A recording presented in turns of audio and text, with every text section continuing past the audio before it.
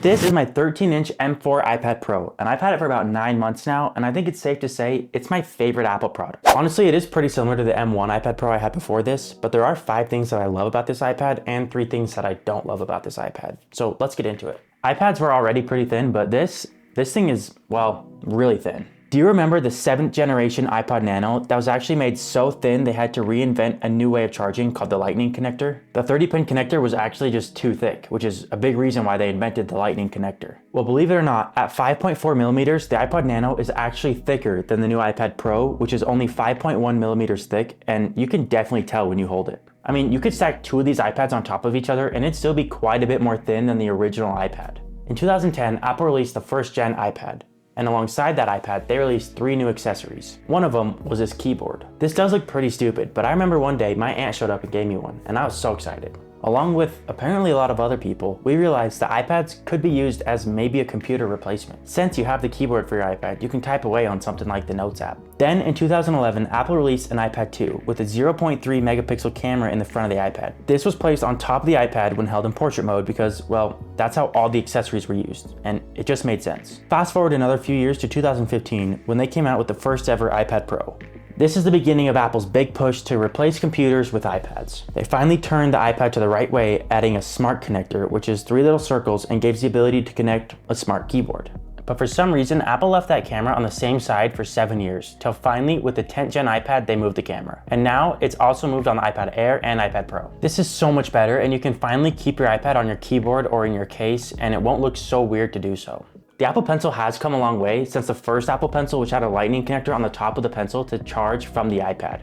I think whoever designed this also designed the first iPad keyboard. I only say that because I think they're probably the 2 dumbest Apple designs ever. I mean, look at these things. The Apple Pencil Pro magnetically attaches to the top of the iPad, and it uses wirelessly charging to wirelessly charge the Apple Pencil, which isn't anything new, but it's a lot better than the first gen Apple Pencil. And out of all the awesome new features like the shadow it casts on your screen or the ability to add it to the Find My app so you'll never lose it, I think the best feature is being able to customize the actions. In settings, you can actually customize this to whatever you want. They actually added the ability to map it to any shortcut in the Shortcuts app, which means you can do things like set it to change my thermostat to 72 degrees in case I start to get cold. Or you can just make it copy whatever text you have selected. I just have it send me right to the YouTube app so I can hit the subscribe button, which you could do that too if you want. Going back to the first keyboard Apple ever made, clearly it sucked, but it did have some ports on the back, which of course was great. With a 30-pin connector to charge and a headphone jack for music, it at least could stay charged whenever your iPad's plugged into it. When they released the Smart Keyboard back in 2015, they got rid of all the ports on the keyboard since it was a case and you can't really have ports on a case.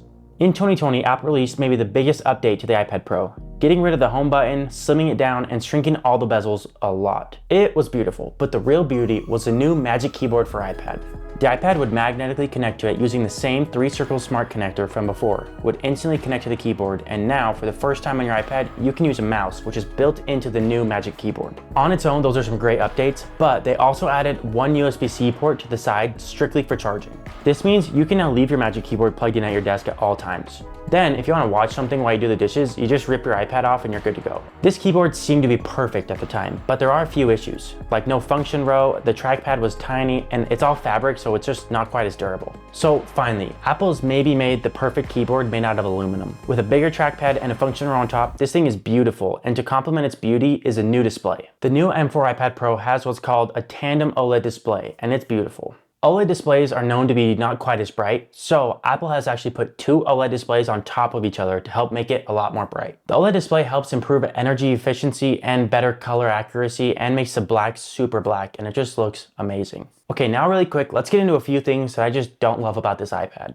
Apple's got some weird thing about storage. Usually almost everywhere storage is pretty inexpensive, but unfortunately Apple's not one of those places, and even since the very first iPad, storage has been very expensive. In fact, they sold the first ever iPad for only $499, but if you wanted any more storage, it'll cost you an extra $100, which is 20% of the base price. So that makes it a lot more expensive. In 2020, Apple upgraded the iPad Pro to give it a dual camera system in the back. Now, don't get me wrong, I'm not one of those people that walk around with their iPad trying to use it as a camera. But I do kind of think it sucks that we did lose a camera on the iPad Pro and they just didn't really say anything about it.